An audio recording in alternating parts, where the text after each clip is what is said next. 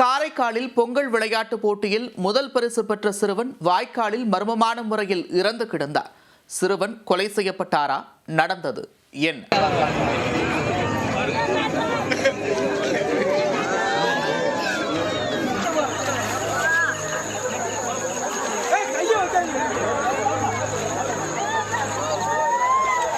காரைக்கால் மாவட்டம் நல்லாத்தூர் சவேரியார் கோவில் தெருவைச் சேர்ந்தவர் அந்தோணி அம்மாள். இவருக்கு 2 பெண் குழந்தைகள் இருக்கும் நிலையில் தனது தங்கையின் மகன் அலெக்ஸை தத்தெடுத்து வளர்த்து வந்தார்.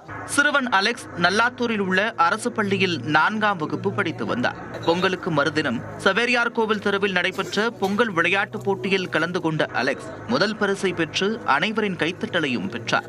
இந்நிலையில் அலெக்ஸை மறுநாளில் திடீரென்று காணவில்லை. அவரது பெற்றோர் மற்றும் உறவினர்கள் எங்கு தேடியும் கிடைக்காததால் நெடுங்காடு காவல் நிலையத்தில் புகார் கொடுத்தனர்.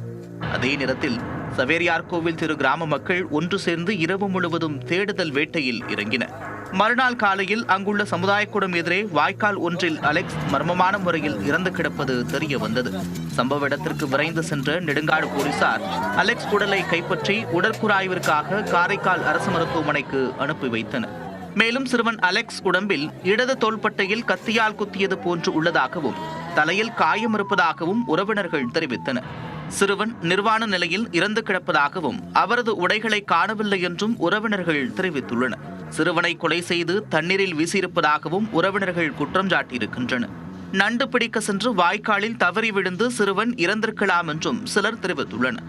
சிறுவன் கொலை செய்யப்பட்டாரா அல்லது தவறி விழுந்து இறந்தாரா என்பது குறித்து போலீசார் தீவிர விசாரணை நடத்தி வருகின்றனர்.